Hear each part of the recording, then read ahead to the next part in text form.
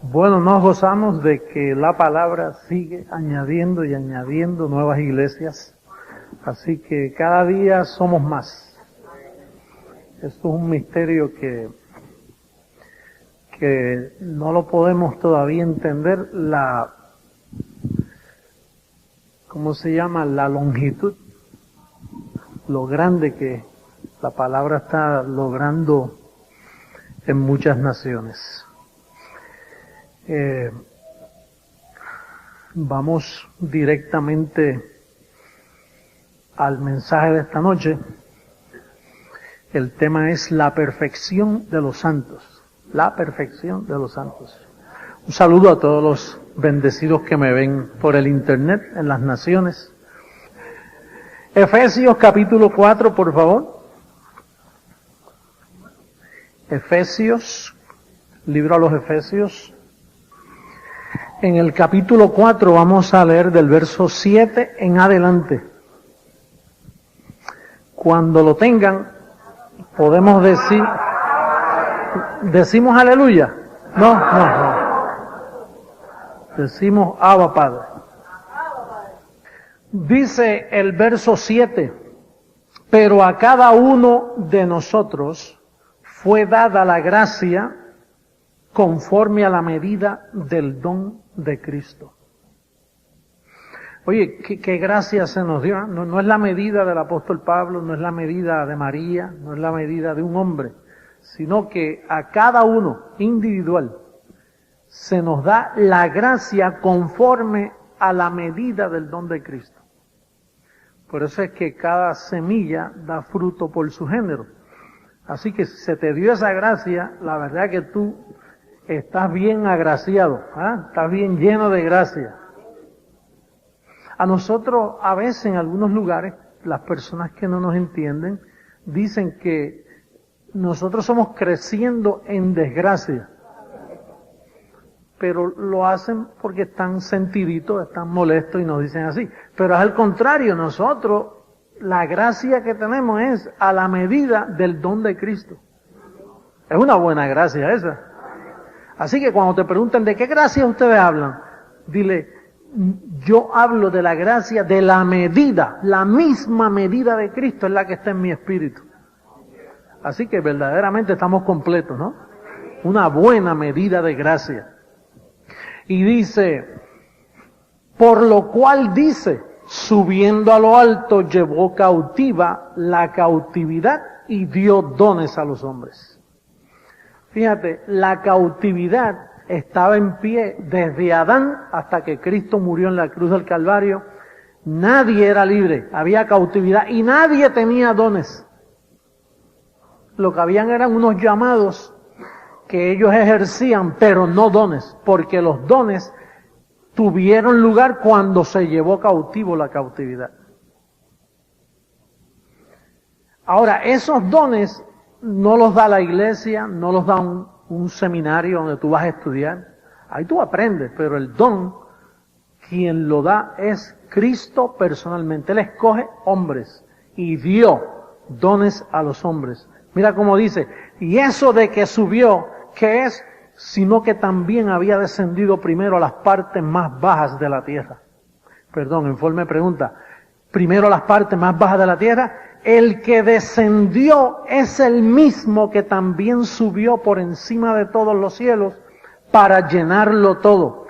Quiere decir que el que descendió es Dios mismo.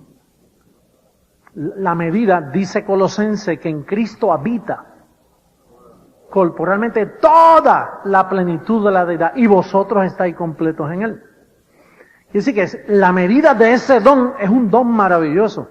Lo que sucede es que la iglesia ha estado tan atrasada por tantos miles de años que las personas lo que hacían era jugando a la religión, en portarse bien, tratando de alcanzar unos grados espirituales. Y de hecho hay algunas iglesias que dicen, mira, este es bien espiritual, este no, aquel es carnal, este es así, este ora mucho. No, Él te dio el don a la medida de Él. Todos nosotros estamos completos en espíritu, no nos falta nada. La medida de Él es buena, diga es buena esa medida. Dice, verso 11, Y él mismo constituyó a unos apóstoles. Los apóstoles no se hacen. Usted sabe que a veces hay personas por ahí que de momento pues se llaman apóstoles. Y dice que él mismo es el que escoge eso, desde el cielo él los escoge.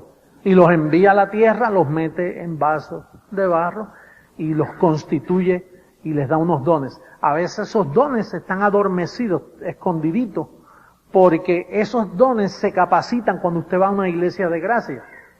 No a cualquier lugar que se llame iglesia.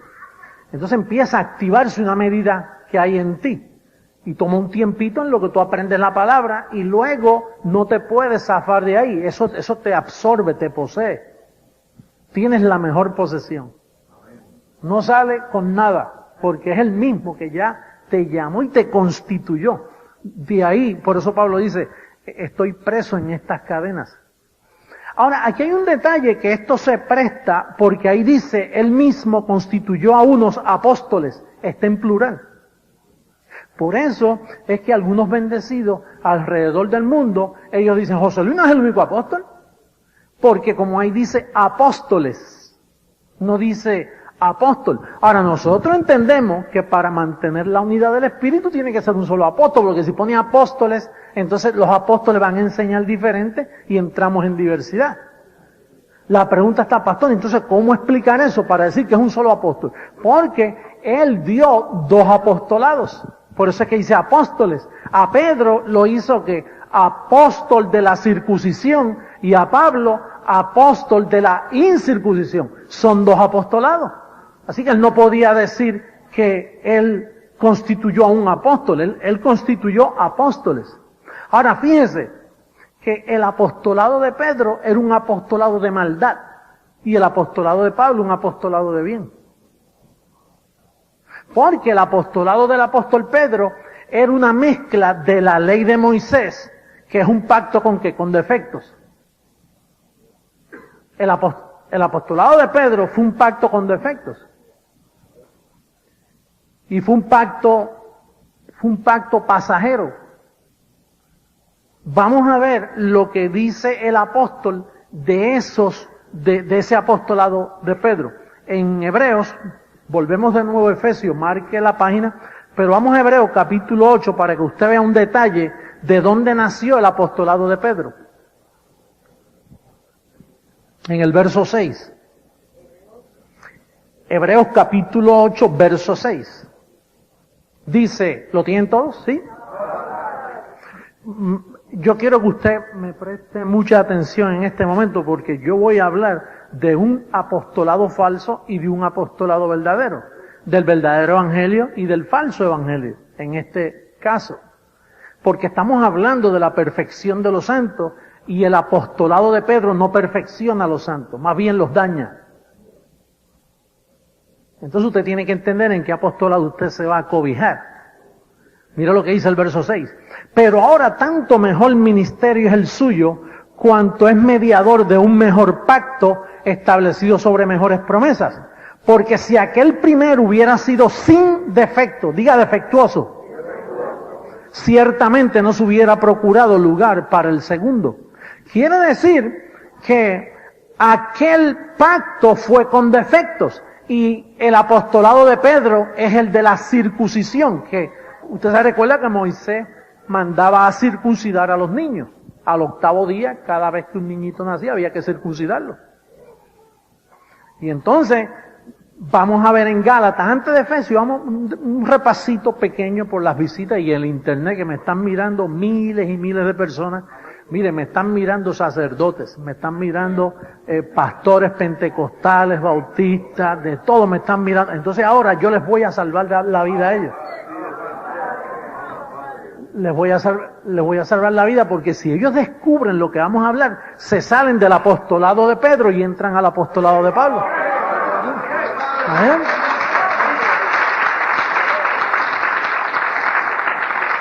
En Gálatas capítulo 2, en el verso 7, habla de estos 2 apostolados. Por eso es que Pablo dijo que él mismo constituyó apóstoles, porque él constituye apóstoles buenos y malos. Igual que él constituyó al diablo, él fue quien lo creó. Y él hace el bien y el mal. Dios es el gobernador de ambas cosas. Ahora fíjense lo que dice aquí en el verso 7. Antes, por el contrario, como vieron que me había sido encomendado el evangelio de la incircuncisión, como a Pedro, ¿el de qué? Diga, dos evangelios. Hay un verdadero evangelio y hay un falso evangelio. El de la incircuncisión es para nosotros los gentiles. El de la circuncisión es, o fue, para los judíos. Entonces son dos apostolados. Ahora, hay que ver la conducta de Pedro en su apostolado. Mire lo que dice en el capítulo 2, en el verso 14. Mira lo que dice. Bueno, el verso 11 primero dice que el líder de la incircuncisión reprendió al líder de la circuncisión. O sea, Pablo reprende a Pedro. En el verso 11 le dice, pero cuando Pedro vino a Antioquía, le resistí cara a cara porque era de qué. Quiere decir que Pablo viene y dice, miren hermano, a mí se me dio el evangelio de la incircuncisión y a Pedro el de la circuncisión. Pero entonces aparece ya reprendiéndolo. Dice, tú estás de condenar, Pedro. Y alguien diría, imagínate que Pedro le dijera, pero Pablo, si ahora mismo tú dices que Dios me dio el evangelio de la circuncisión, dice, pues quédate con los judíos, porque la circuncisión es para los judíos. Eso es de Moisés. Eso fue un pacto defectuoso. A los gentiles no les traigas esto. Por eso fue que Jesús en los días de su carne le decía a los apóstoles, por camino de gentiles no vayáis. No lleven esto a los gentiles, que esto es para ustedes los judíos. Pero entonces en el verso 14, Pedro no le hace caso. Mira lo que dice el verso 14. Dice, pero cuando vi que no andaban rectamente conforme a la verdad del evangelio. Diga del evangelio.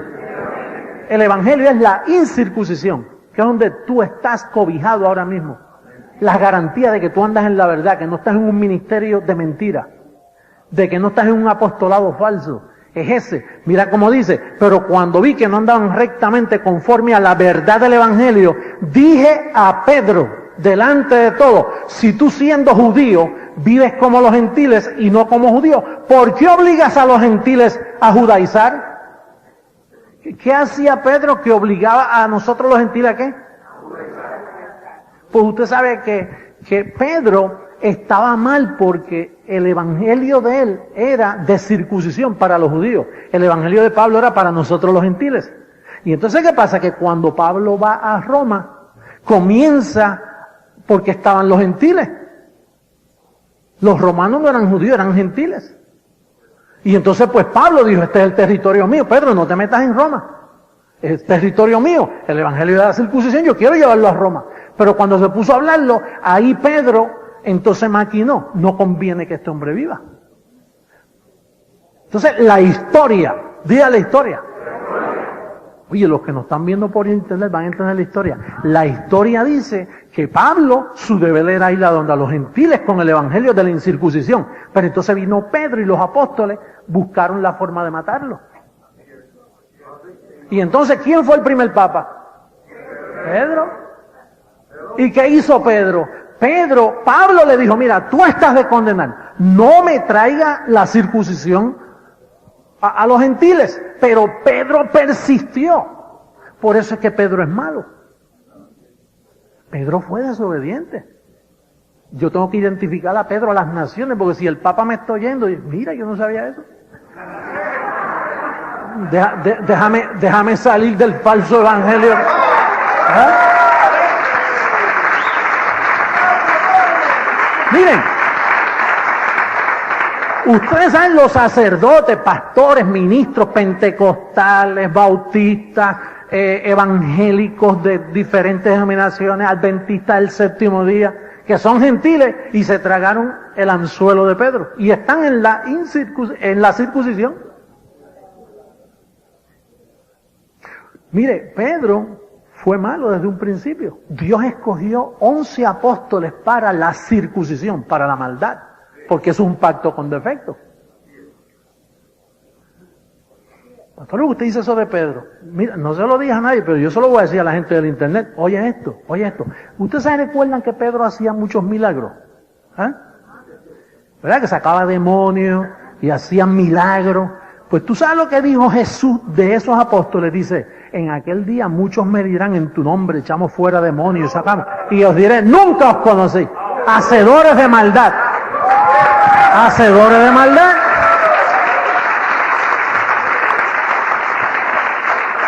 Pastor, pero usted está diciendo que Pedro es malo. Yo no lo digo, aquí lo dice. Que Pablo dijo, tú estás de condenar, tú eres malo.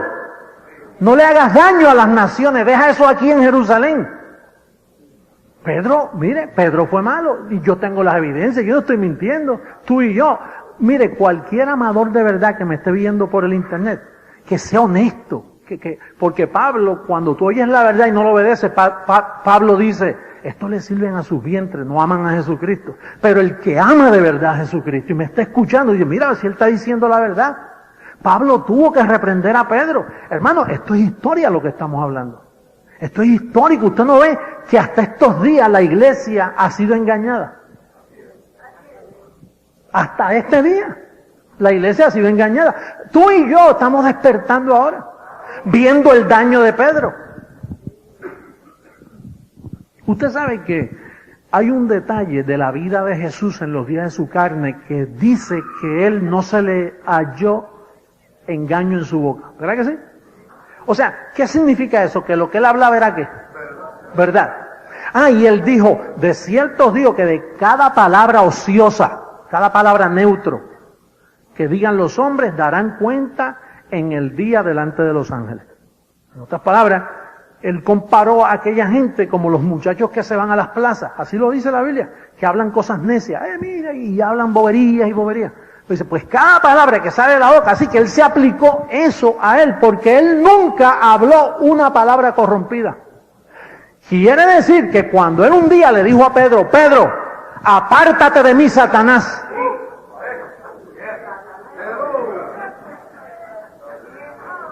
Yo sé que esto es fuerte, pero está escrito, ese es el problema, que está escrito.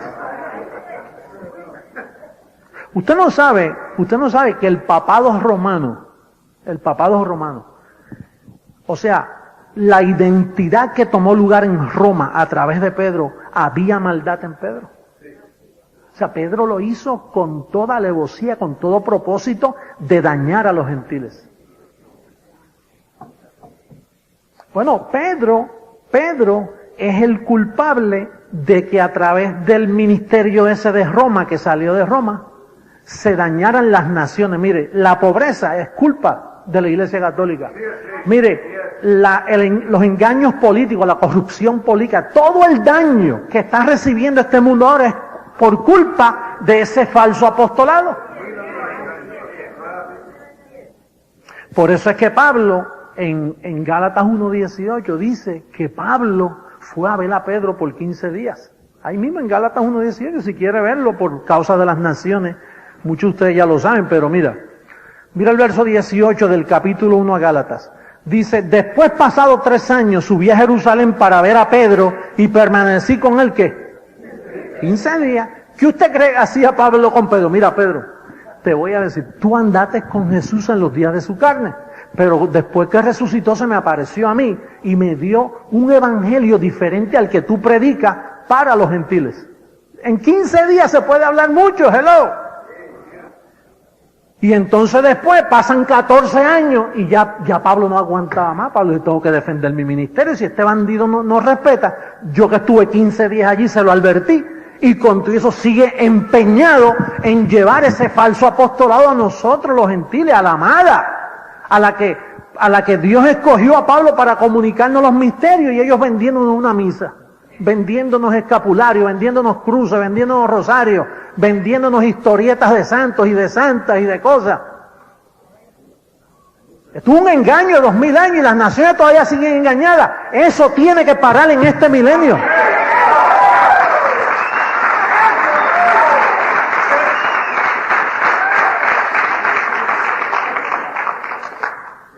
Esto me trae persecución a mí, ¿verdad que sí? Y ahora más que me ven por el internet, voy a tener que poner una careta ahora aquí para que no me conozcan en los aeropuertos.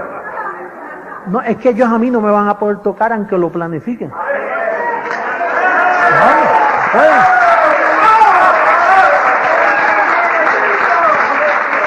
¿Tú sabes por qué? Porque este es el tiempo de papá, este es el tiempo de Dios de separar lo malo de lo bueno. De separar lo malo. Y tú, oye, yo necesito que tú me ayudes tú eres deudor, tú estás en deuda con el Espíritu. Pero hay deuda, yo quiero que tú conozcas la verdad, te afirmes en la verdad, te sostengas en la verdad y prediques la verdad. Eso es lo que hay que predicar.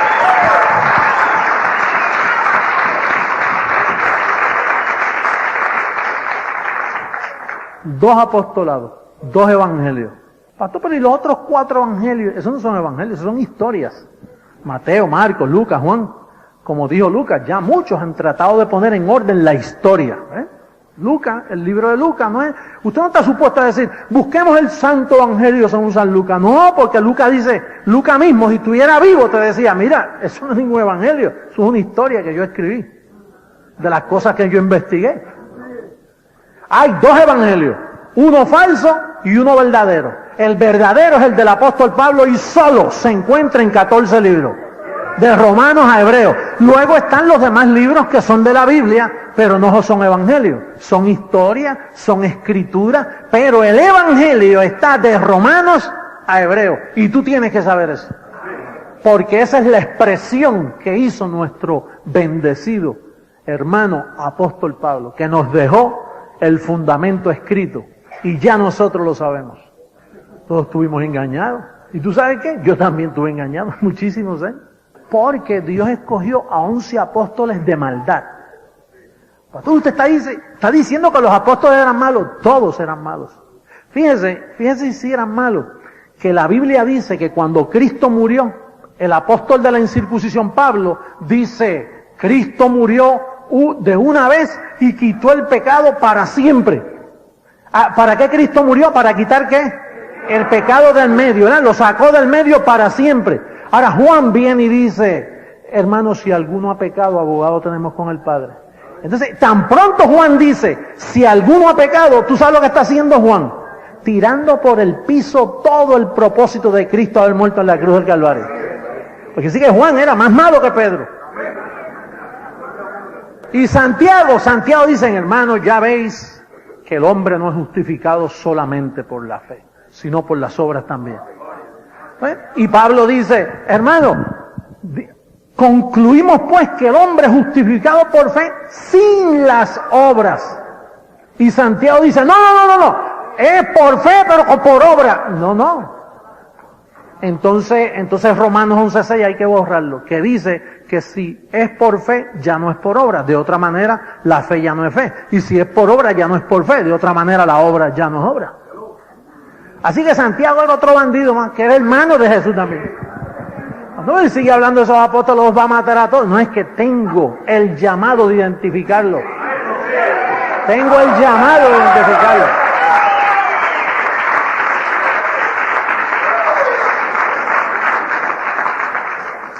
Oye, ese Pedro fue malo. Por eso es que el Señor decía, este pueblo a lo bueno le llaman malo y a lo malo le llaman bueno.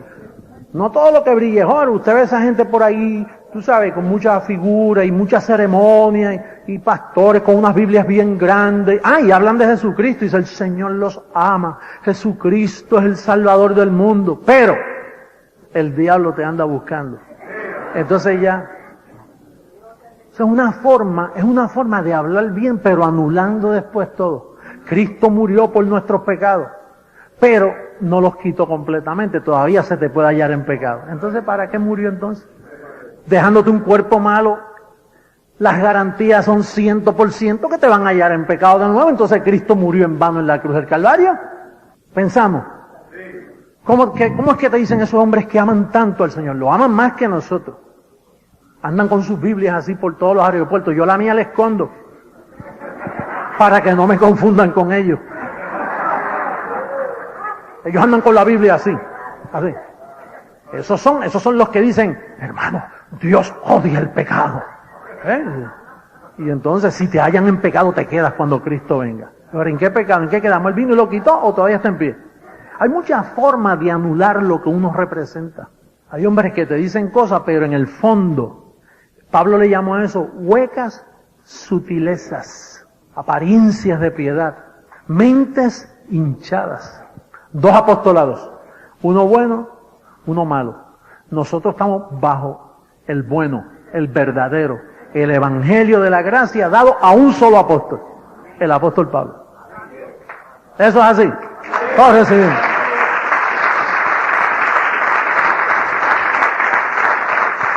Bueno, vamos a seguir leyendo el verso 11 de Efesios, libro de los Efesios, capítulo 4, verso 11. Dice, Él mismo constituyó a unos apóstoles, a otros profetas, a otros evangelistas, a otros pastores y maestros, a fin de perfeccionar a los santos para la obra del ministerio, para la edificación del cuerpo de Cristo, hasta que todos lleguemos a la unidad de la fe y del conocimiento del Hijo de Dios, a un varón perfecto, a la medida de la estatura de la plenitud de Cristo. Entonces, el propósito era de la edificación del cuerpo de Cristo. Ahora, déjame preguntarte, bendecido, te voy a poner a pensar de nuevo. Te voy a poner a pensar. Si Él constituyó el apostolado de la incircuncisión para edificar el cuerpo de Cristo, y el que hacía ese trabajo estaba supuesto a ser Pablo y lo mataron en Roma, entonces ¿dónde estaba el cuerpo de Cristo? Pedro no pudo levantar el cuerpo de Cristo porque Pedro era circuncisión y la ley nada perfeccionó. Él representaba la ley. De hecho, la misa es una fotocopia de lo que hacían los judíos en el desierto. Entonces, ¿dónde está el cuerpo de Cristo? Dice, para la edificación. Y el edificador no había aparecido todavía hasta el 1986. Comenzó, cuando este ministerio comenzó, ahí comenzó el cuerpo de Cristo en la iglesia. Ahí comenzó.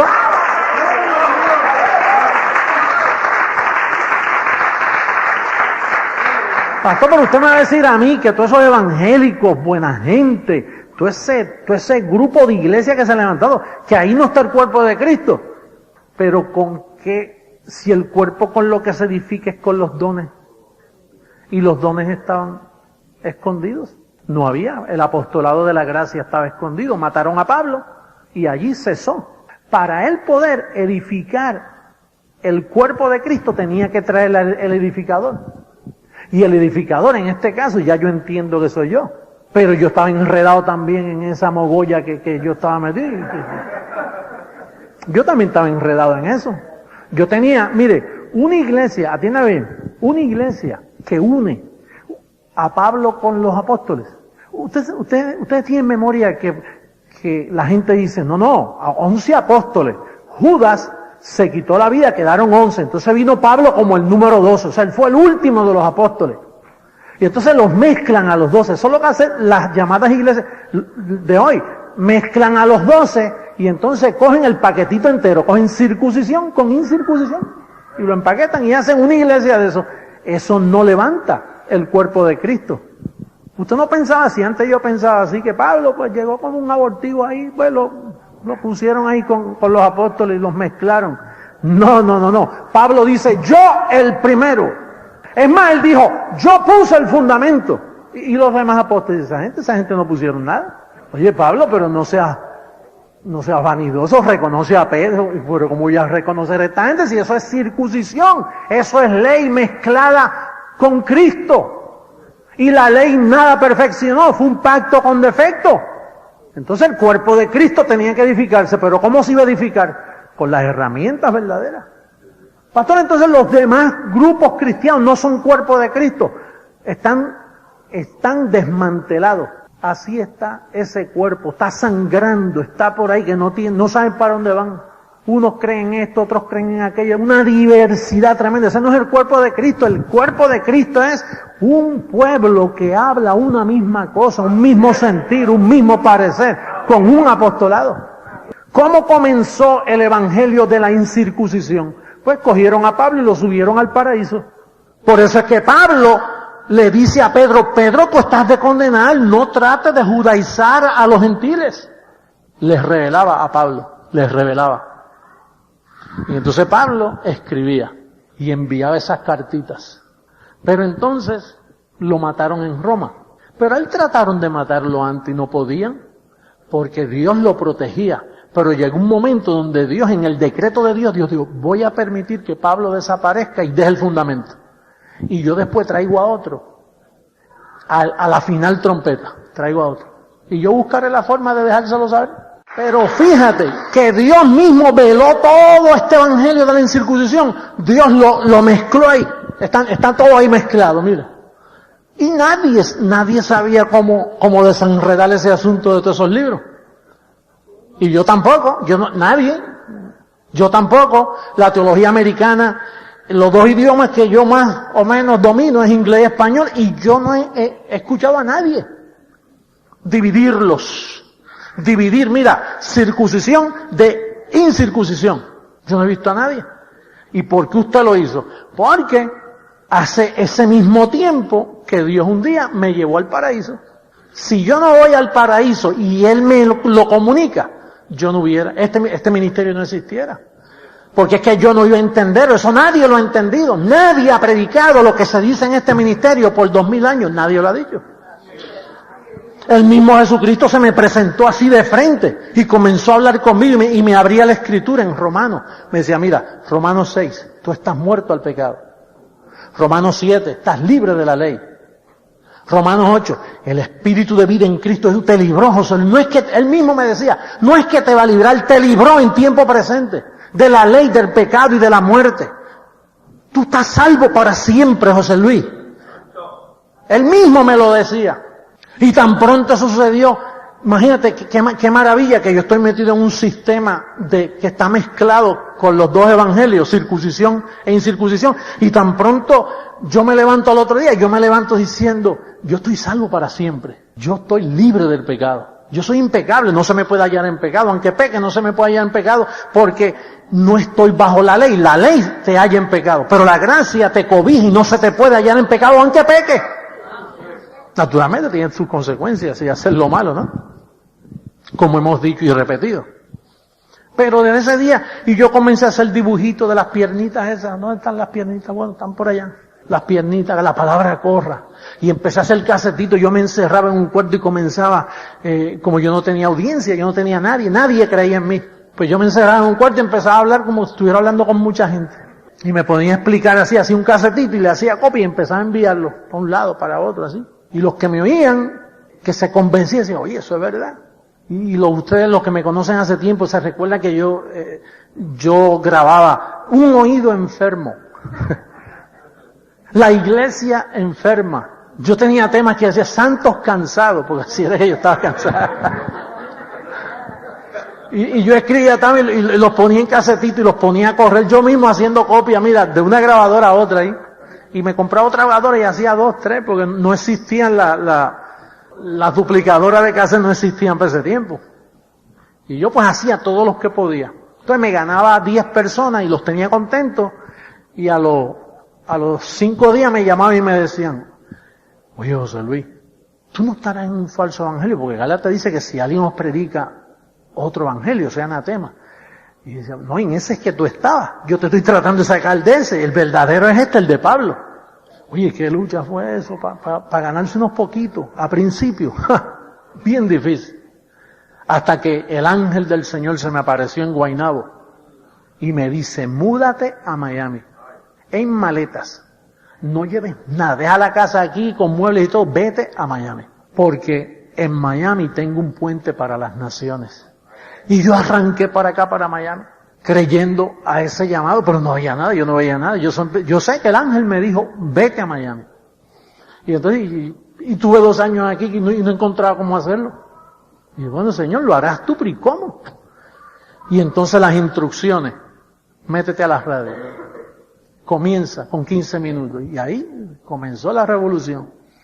Y comenzó la palabra a correr. Oye, ya estamos en 22 naciones, ¿viste? Oye, qué precioso está eso. Ahora, eso lo ha hecho el Señor. No yo. Yo simplemente me niaba los labios. Que hasta ahora es lo que he hecho, hablar. Esos son los instrumentos de trabajo mío, hablar. Pero el Señor, aquella reunión que yo tuve con Él, eso fue tremendo. Y después se me apareció por segunda vez se me aparecieron 2 ángeles, altos así, fornidos.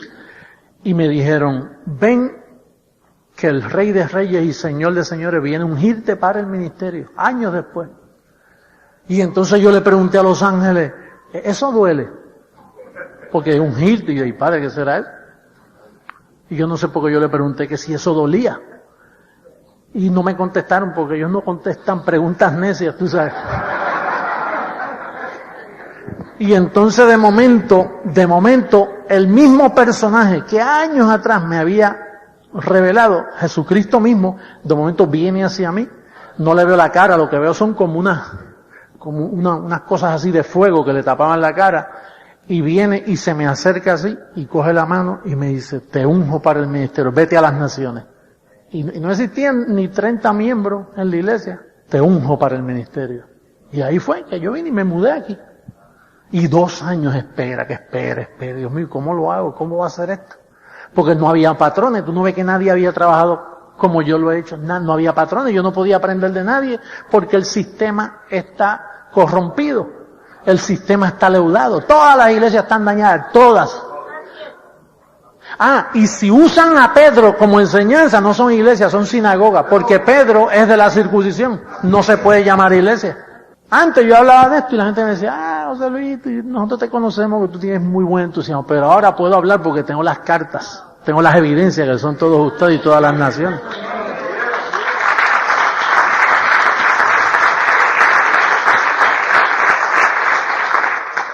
Entonces, la perfección de los santos es un conocimiento que viene a través del evangelio de la incircuncisión, explicado solo por un apóstol. El apóstol Pablo pone el fundamento y el edificador lo explica. Y eso te perfecciona. ¿Cuántos años tú estuviste en una iglesia donde no te presentaron perfecto? Nunca yo escuché a nadie decir, con una sola ofrenda hizo perfectos para siempre. Porque el propósito de estos dones es perfeccionar a los santos para la obra del ministerio. Ese es el propósito. Ahora fíjate, mira lo que dice en Efesios, vamos a terminar ya. En Efesios 13, bueno, el 12, vamos a repetir el 12 y el 13. A fin de perfeccionar a los santos para la obra del ministerio. ¿Qué ministerio? ¿El de la circuncisión o el de la incircuncisión? El ministerio de la gracia. Para la edificación del cuerpo de Cristo. Fíjate que esto era profético hasta estos días. Ahora es que el cuerpo de Cristo se está levantando. Fíjate lo que dice. Hasta que todos lleguemos a la unidad de la fe. ¿Tú sabes cuál es la unidad de la fe? La unidad del Espíritu. Y antes no se podía. Tú no ves que los mismos evangélicos creen diferente a los otros evangélicos. Entonces no se edificaban en la unidad de la fe. Para poder edificarse en la unidad de la fe, tienen que escoger a una sola voz, una sola trompeta que toque, y que los demás repitan lo que esa voz repite, que es lo que nosotros llamamos el calqueo. Fíjate que nosotros somos el primer ministerio en el mundo que Dios nos permite estar en vivo ahora mismo con todas las naciones. El único ministerio en el mundo.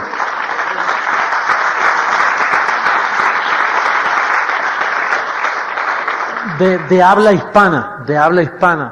Tengo que corregir porque hay uno en inglés que lo está haciendo.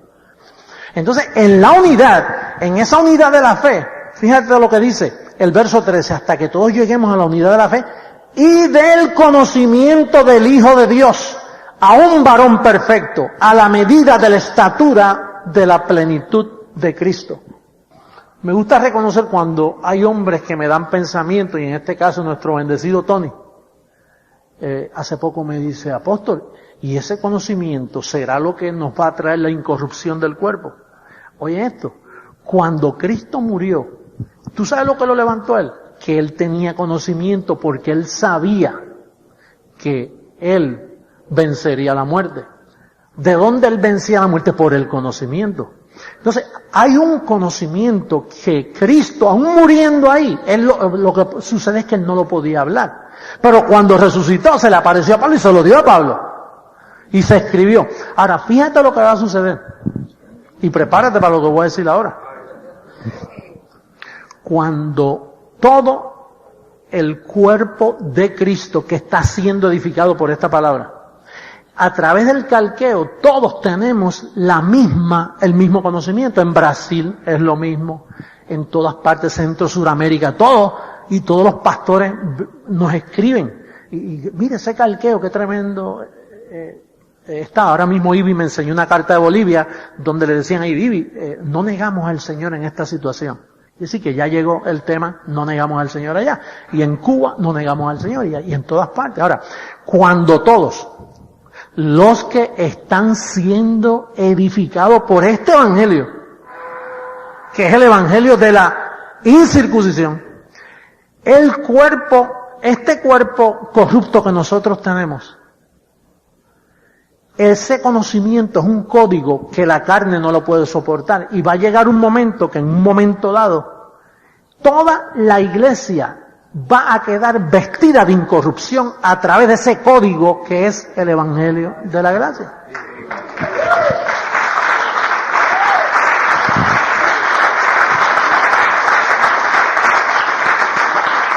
Oye, pero ahí dice todos, no dice alguno. Ahí no dice los hermanos más ungidos que oran mucho y que doblan muchas rodillas. No, es todo, porque el conocimiento no hace acepción de personas. Cuando tú eres edificado, aquí más nadie es espiritual más que nadie, porque el conocimiento evita que llegue la competencia humana de que yo soy más que tú y tú más que yo.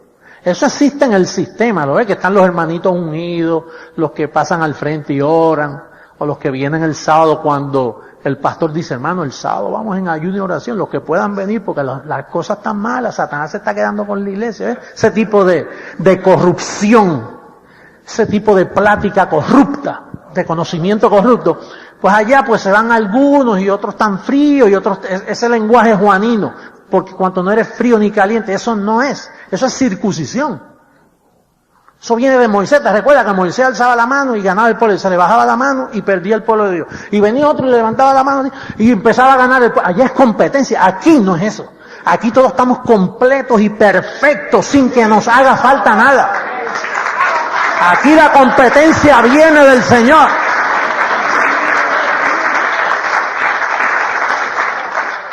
Oye, pero tú sabes lo maravilloso. Lo que me da lástima es con el sistema religioso que nos critica. ¿Tú sabes por qué?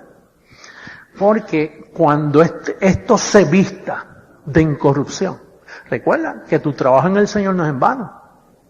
Estar sentadito aquí oyendo esto y oye, y come. Esto es un conocimiento que tiene que explotar en alguna forma. Tú no ves que todo no se puede quedar en conocimiento. Llega una estatura, diga estatura.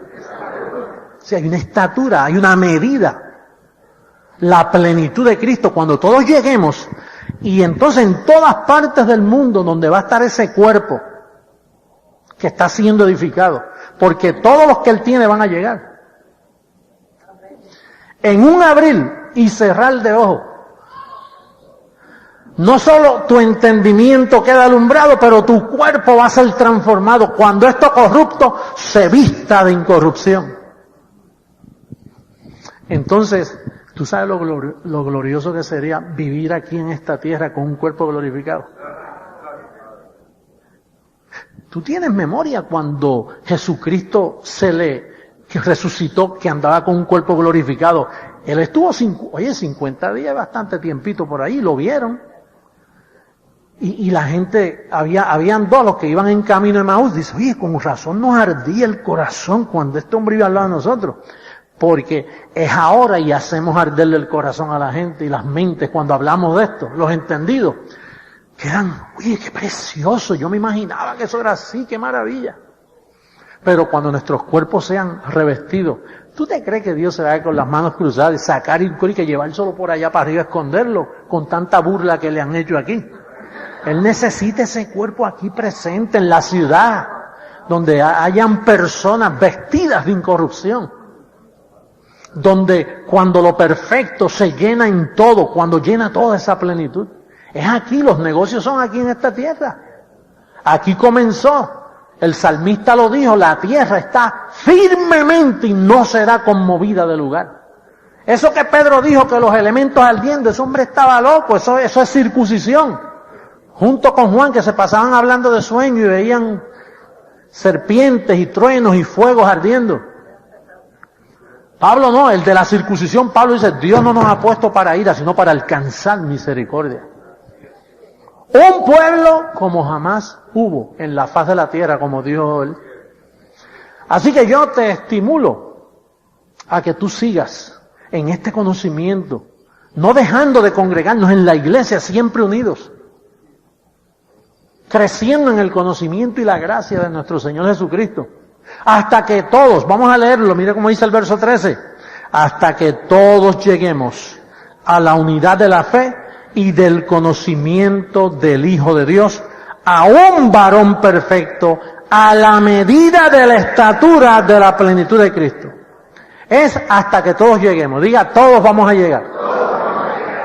Qué bueno que ninguno de los que conocen se van a quedar. Los únicos que no van a ser cambiados sus cuerpos son los que no tienen este conocimiento. ¿Cómo Dios va a cambiar a un pobre evangélico que anda viendo serpientes en los sueños todas las noches y blasfemando el nombre de Cristo todos los domingos en la iglesia, llamándole pecadora a lo que Él lavó y limpió? ¿Cómo Dios va a transformar a un hombre así? Con un conocimiento tan corrupto, imagínate. O un sacerdote dando una misa con un pedacito de una hostia diciendo que eso es el cuerpo de Cristo, cuando ya la Pascua fue sacrificada por vosotros y Él mora totalmente. ¿Cómo Dios va a transformar a un hombre así? Dios no va a transformar lo que tiene en la mente llena de corrupción. Dios va a transformar a los que reciben su evangelio. Ese es el cambio. Tú recibes esta palabra y llegas al conocimiento del Hijo de Dios. Eso Dios lo va a transformar. Y esto es la esperanza del creyente. Esta es la firmeza del creyente. Pastor, y si no sucede, pues esperamos el otro año. Esperamos cuando sea, esperamos 30 años más si hay que esperarlo. Es conforme al propósito de Él. Ahora, yo sé que aquí dice que hasta que todos lleguemos a la estatura. Y a alguna estatura estamos llegando nosotros porque estamos creciendo en gracia. Yo siento que estamos creciendo, ¿eh? Lo estamos viendo con nuestros propios ojos. ¿Cuántos han sido aquí transformados en su mente? ¿Cuántos se sienten completos y bendecidos? ¿Cuántos entienden su posición en Cristo Jesús? ¿Cuántos saben que han recibido una gracia maravillosa conforme al don de Cristo? Pues eso es crecer en gracia. Eso es subiendo a la estatura de un varón perfecto. Son ustedes bendecidos. Vamos a cantarle al Señor. Bendecidos todos los que me ven por el internet. Un saludo a toda la iglesia de Jesucristo por todas partes del mundo. Y recibo que pronto los ojos de tu entendimiento son alumbrados y puedes entrar a reinar en vida juntamente con nosotros. Desde aquí, desde la capital del sol, Miami, Florida, les envío un beso, un abrazo y recibo que los ojos del entendimiento ya han sido alumbrados. Vamos a cantarle al Señor.